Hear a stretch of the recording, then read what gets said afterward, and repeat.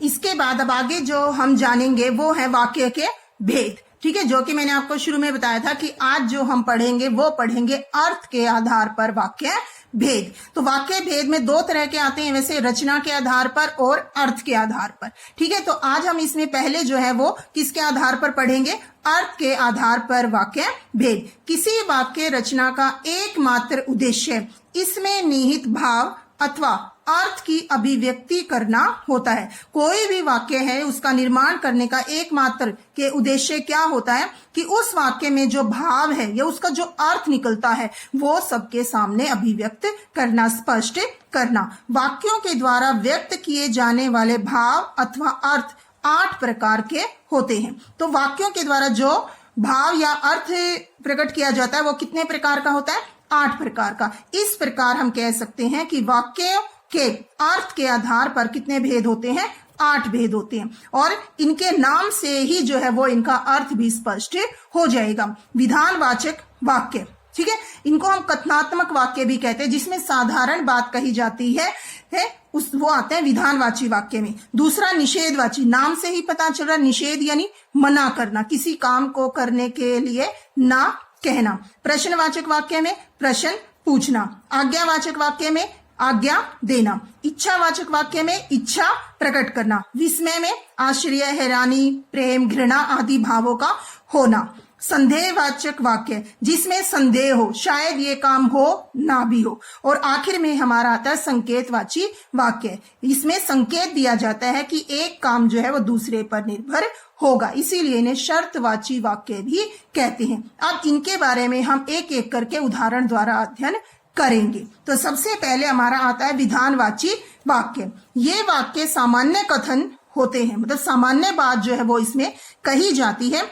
इसके अतिरिक्त इस वर्ग में किसी वस्तु या व्यक्ति की स्थिति के बारे में, उसकी अवस्था के बारे में, उसकी दशा आदि के बारे में जो बात कही जाती है वैसे वाक्य इसमें आते हैं। मतलब साधारण वाक्य, जिन्हें एक तरह से हम सरल वाक्य भी कहते हैं, वो इसमें आते हैं। शीला एक अध्यापिका है। हम सब फिल्म देखने जाएंगे। तेज हवा चल रही है और बारिश भी आने वाली है। इसमें एक चीज ध्यान देने की आपको कि इसमें सरल वाक्य भी मिलेगा आपको, यानी कि जिसमें एक ही समापिका क्रिया होती है वो क्या होता है, हमारा सरल वाक्य। ठीक है, एक से अधिक वाक्य जो है वो भी आपको इसमें मिलेंगे। जिसमें साधारण कथन कहा जाता है वो हमारा विधानवाची वाक्य में आता है।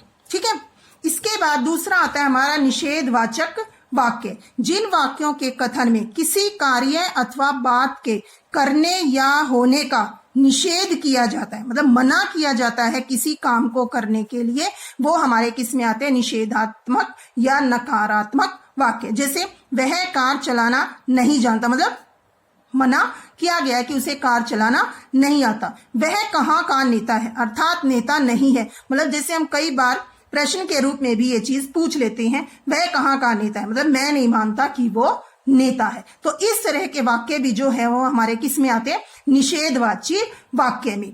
दवा ली नहीं फिर ठीक कैसे होगे, तो ये क्या है, दवा ली नहीं, मतलब दवाई तो ली नहीं है, फिर ठीक कैसे होगे। तो इस चीज के बारे में बताना वो भी किस में आता है, हमारा निषेधवाची वाक्य में। मतलब जो जिन वाक्यों में कथन में जो करता है यानी बोलने वाला है उसमें निषेध का भाव रहता है, मना करने का भाव रहता है, वो हमारे निषेधवाची वाक्य कहलाते हैं।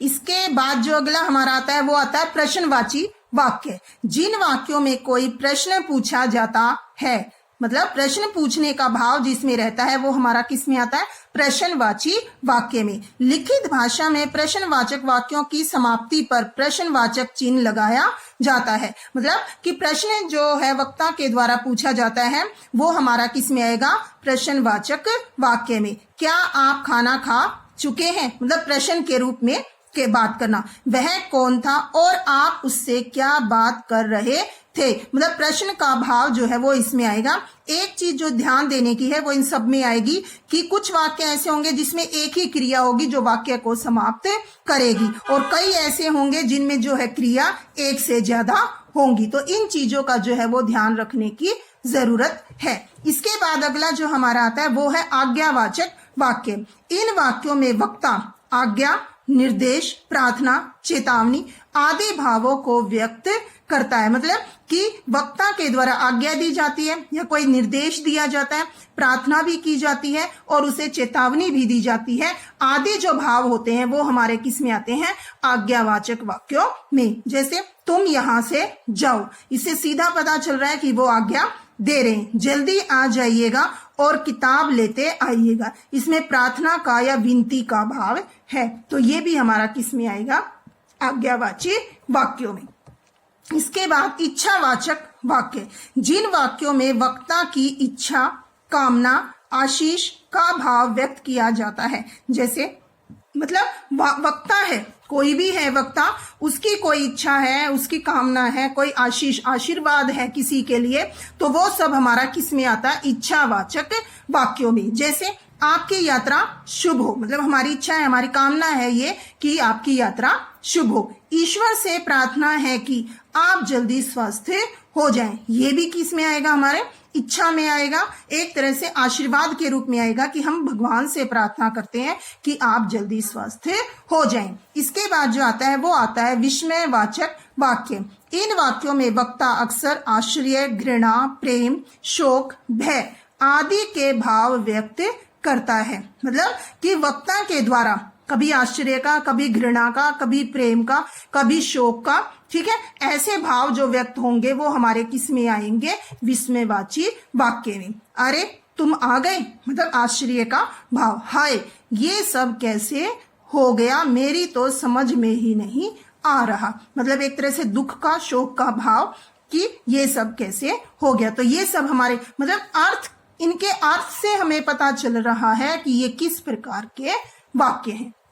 इसके बाद अगला जो आता है हमारा वो है संदेहवाचक वाक्य। जिन वाक्यों से क्रिया के संपन्न होने में कुछ संदेह या संभावना का भाव प्रकट हो, उन्हें संदेहवाचक या संभावनार्थक वाक्य कहते हैं। मतलब इसमें संभावना होती है, संदेह होता है कि ये काम हो भी सकता है और ना भी हो। तो ये वाक्य जो है मुख्य रूप से किस में आते हैं? भविष्य काल में, क्योंकि इनमें किसी कार्य के भविष्य में घटित होने की संभावना का संदेह प्रकट किया जाता है। जैसे शायद मैं विदेश चली जाऊं, मतलब संदेह है कि जा भी सकते हैं और ना भी जाएं, और हो सकता है टिकट मिल जाए, मतलब मिल भी सकती है और ना भी मिले। मतलब जिन के अर्थ में संदेह हो तो वो कौन से वाक्य कहलाएंगे? संदेहवाची वाक्य।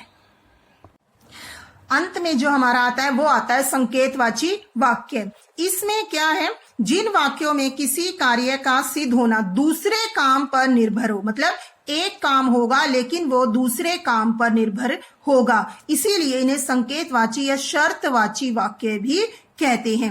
इन वाक्यों में क्योंकि शर्त जुड़ी होती है इसलिए इन्हें शर्तवाची वाक्य भी कहते हैं। और इसमें मुख्य रूप से दो योजक का प्रयोग होता है, यदि, तो, अगर, तो अव्ययों से जुड़े मिश्र वाक्य होते हैं। और इसमें एक चीज जो ध्यान देने की है, इसमें सरल वाक्य नहीं मिलते। सरल वाक्य कौन से होते हैं?